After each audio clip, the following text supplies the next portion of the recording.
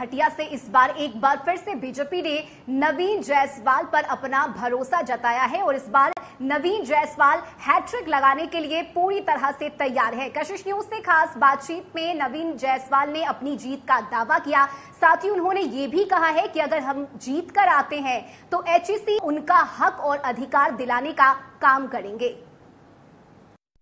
10 साल तक जनता का प्यार और भरोसा कमाने के बाद एक बार फिर से बीजेपी ने हटिया से नवीन जायसवाल को अपना उम्मीदवार बनाया है और आज हमारे साथ नवीन जायसवाल मौजूद हैं, उनसे बातचीत करेंगे। पहले तो आपको बहुत बहुत बधाई। और कैसा महसूस हो रहा है, हैट्रिक लगाने की क्या तैयारी है इस बार? देखिए, सबसे पहले मैं अपने भारतीय जनता पार्टी के केंद्रीय नेतृत्व को और प्रदेश नेतृत्व को धन्यवाद आभार व्यक्त करता हूं कि उन्होंने फिर से मुझ जैसे कार्यकर्ता पर विश्वास किया और इस बार चौथी बार विधायक बनाने के लिए प्रत्याशी के रूप में अपना सिंबल अलॉट किया। और भारतीय जनता पार्टी को मैं धन्यवाद देता हूं, आभार करता हूं कि जो काम उन्होंने, जो हम अपने 3 टर्म के कार्यकाल में जो अधूरा काम बच गया है, उसको इस बार संकल्प के साथ पूरा करने का प्रयास करूंगा। इतना प्यार, इतना भरोसा लोगों का, जिस तरह से आप काम करते हैं या क्षेत्र में जाते हैं, जनता की समस्याओं को सुनते हैं और हमें लगता है कि जनता भी बेझिझक होकर आपके पास आती है, अपनी बातों को रखती है। कैसा महसूस होता है और इस बार लक्ष्य क्या है कि किस तरह से आपने काम किया, कौन से काम अधूरे रह गए जिसे अब आगे पूरा करना है?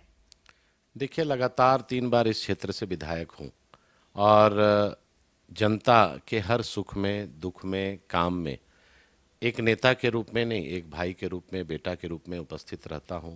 और जो समस्या है, चाहे ग्रामीण क्षेत्र की समस्या हो, शहरी क्षेत्र की समस्या हो, लगातार मैं काम करता हूं और 5 साल हमेशा जनता के बीच ही रहता हूं। और कई काम मैंने किए हैं। पहले जब मैं विधायक बना था तो ग्रामीण क्षेत्र में गांव तक जाने के लिए सड़क नहीं थी। आज ग्रामीण क्षेत्र में अब कच्चा सड़क नहीं मिल रहा है, चारों तरफ पक्का ही पक्का सड़क हो गया है। और जो पहले 8-10 साल पहले बनाए थे वो सड़क जो टूटा, उसका भी कई जगह शिलान्यास हुआ है, लेकिन बहुत मुश्किल से कांग्रेस जेएमएम आरजेडी की सरकार से बहुत मशक्क़त के बाद ये काम कराने का हमको उसमें कामयाबी मिली। पीएम मोदी का धन्यवाद दिया कि एक बार फिर उन्होंने आप पर भरोसा जताया है। ऐसे में क्या संदेश रहेगा जनता के लिए कि हाँ, अगर हम आते हैं तो और किस तरह से विकास करेंगे?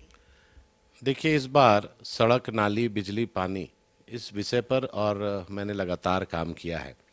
मेरी इच्छा मन में हमेशा रही, मैंने कई बार विधानसभा के पटल पर ये बात को उठाया कि नगड़ी एक डेंस पॉपुलेटेड प्रखंड है और वहाँ पर एक सीएचसी हॉस्पिटल भी नहीं है।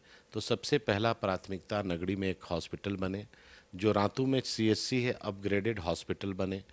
शहरी क्षेत्र में जहाँ पर स्वास्थ्य की हटिया क्षेत्र में दिक्कत होती है, वहाँ पर एक हॉस्पिटल बने। शिक्षा के लिए कॉलेजेस, स्कूल अपग्रेडेशन हो। कई मुद्दे हैं और कई मुद्दों पर काम, लगातार काम होता है। सड़क, बिजली, पानी, ये तो हम लोग टूटेगा फिर बनेगा।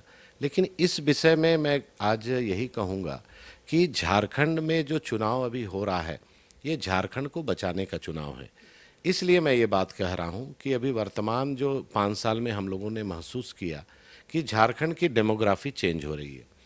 जिस तरह से बांग्लादेशी घुसपैठ यहाँ बढ़ रहा है, रोहिंग्या मुसलमान यहाँ बढ़ रहे हैं, सरकार के इशारे पे संरक्षण पर वैसे लोगों को वोटर आईडी बनाना, आधार कार्ड बनाना और यहाँ का नागरिक बनाने का जो काम चल रहा है, और सिर्फ तुष्टीकरण के वोट बैंक के खातिर ये प्रयास हो रहा है। नवीन जी, इसके साथ ही एचईसी स्थापित का मुद्दा भी लगातार आप उठाते रहे हैं क्षेत्र के लिए, इसे लेकर क्या कहना है और आगे क्या लक्ष्य है इसे लेकर? देखिए, कांग्रेस जेएमएम ने 2019 में जनता से वादा किया और विस्थापितों से वादा किया कि एचईसी में जो सरप्लस लैंड है वो हम लोग वापस कर देंगे रैयत को।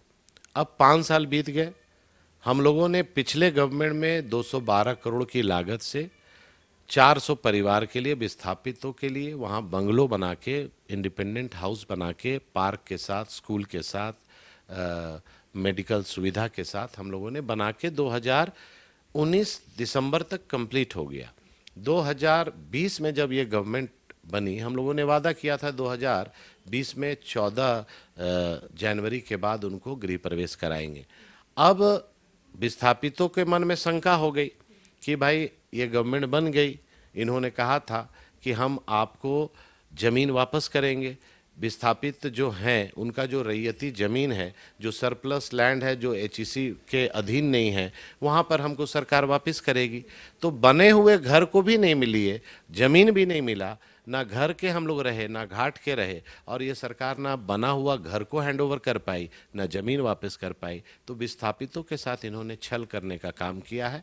मैं यही कहूँगा कि सरकार बनेगी, विस्थापितों की जो समस्या स्टैंड कर रही है 5 साल तक, इसको आने वाले सरकार बनने के 3 महीने के अंदर इसको समाधान किया जाएगा। बिल्कुल, यानी कशिश न्यूज पर आज नवीन जायसवाल जी हटिया के लोगों से और जो क्षेत्र के लोग हैं उनसे ये वादा कर रहे हैं कि अगर बीजेपी की सरकार आती है तो उनकी जो समस्या है स्थापितों की, उन समस्या का समाधान हो जाएगा। निश्चित तौर पर होगा। मैंने पिछले गवर्नमेंट में बीजेपी के समय वहाँ जो विस्थापित थे उनका मालिकाना हक जमीन का नहीं मिला था।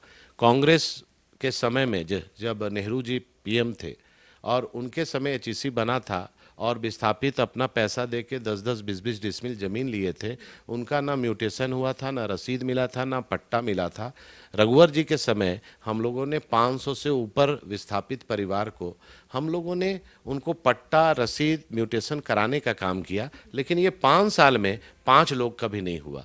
तो निश्चित तौर जो वहाँ पे बचे हुए लोग हैं उनको पट्टा दिलाने का भी काम होगा, घर दिलाने का भी काम होगा, और एचईसी का जो मुद्दा है उसके लिए हमारे केंद्रीय नेतृत्व जो फैक्ट्री चले, वर्कर बेरोजगार नहीं हो, वहाँ के लोग जो उससे उनका परिवार आश्रित है वो बेघर नहीं हो और अपना रोजी रोटी जहाँ से है उसको सुनिश्चित करने के लिए हम लोग प्रयास कर रहे हैं। चलिए, बहुत शुक्रिया नवीन जी आपका इस बातचीत के लिए। तो हटिया से बीजेपी के उम्मीदवार है नवीन जायसवाल, जिन्होंने एक बार फिर से बीजेपी की जीत का दावा किया है। साथ ही उन्होंने ये भी विश्वास जताया है जनता को कि एचईसी स्थापितों को पट्टा दिया जाएगा और जो परेशानी है आम जनता, आम लोगों की, जो क्षेत्र की समस्याएं हैं, उन समस्याओं को दूर करने का काम करेंगे।